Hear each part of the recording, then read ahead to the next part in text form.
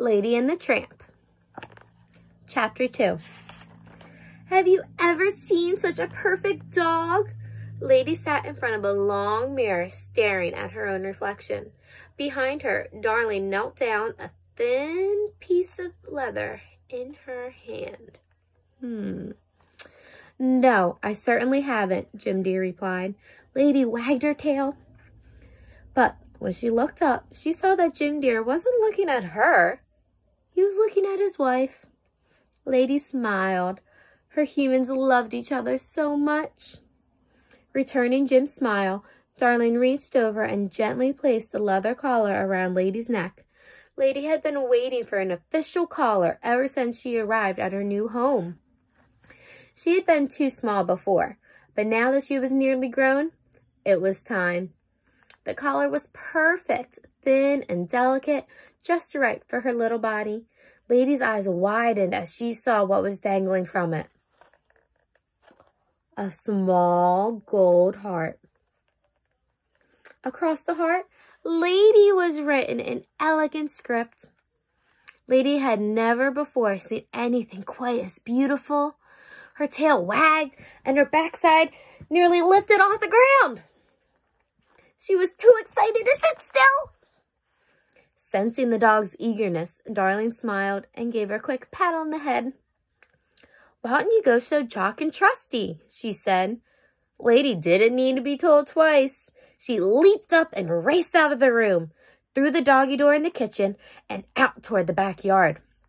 Her steps slowed as she approached the back porch. Milk and eggs from the day's delivery were splattered across the wood. Lady's eyes narrowed. Putting her nose to the ground, she began to sniff, trying to figure out who had done such a thing. Then she saw them. Footprints. Not just any footprints. The rat was back. Following the prints along the side of the house, she kept her eyes peeled. Just as she arrived at the end of the porch, she spotted the rat. Its beady eyes stared back at her, and then, baring its teeth, it was hissing, and it leaped off the porch and raced across the lawn towards the fence that separated Lady's yard from the neighbor's. Lady barked and gave chase. Reaching the fence, the ugly little creature dove through a hole and disappeared on the other side. Lady barked one last time, and then, satisfied with her job of protecting her house, she turned and trotted towards the front yard. Lying on his porch next door, taking a long afternoon nap, was Trusty. The bloodhound was old, his red coat flecked with gray, his drooping ears no longer as keen as they had once been. But he was one of Lady's best friends, and she adored him. Trusty, guess what? Lady said, walking toward him. Without the humans around, she and her friends could talk openly. I just came so close to catching the rat. You should have seen it. Rat? Trusty said, waking with a start. He looked around for a moment, his eyes heavy. Where? Lifting his nose in the air. He took a big sniff. Then he struggled to his feet and made his way off the porch, following a scent he clearly couldn't find. Lady laughed. Trusty's days of being a police dog were long over. But that didn't stop him from thinking he was at the top of his game. No, no, no, she said. It's gone. I just gave it a good scare. The older dog relaxed. Ah, well done, he said with a nod of his big head. Haven't smelled one of those vile vermin in a while. Reminds me of the early days on the force. Barely grown into my paws. Trusty, Lady interrupted. She knew what would happen if he started down memory lane. You think you can sniff out what's different about me today? To give him a clue, she lifted her chin so that her neck was more exposed. Then she shook her head, causing the tag to trickle. The bloodhound was immediately on the alert. Detective work, he said happily. My specialty. I may be retired, but old Reliable sure ain't. He gestured to his nose. Trusty moved closer to Lady. He sniffed the top of her head, her ears, even her neck. But he clearly didn't pick up the scent. New caller, someone called out. Turning, Lady saw her friend Jock coming from the other side of the lawn.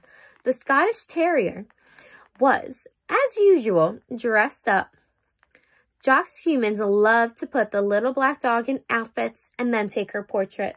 That day, she wore an Argyle sweater. Prancing over, Jock nodded at Lady's neck. A gold heart, she said. She sounded impressed. Must mean they really love you. They want to show off on walks. Make way for Lady, walking loyalty.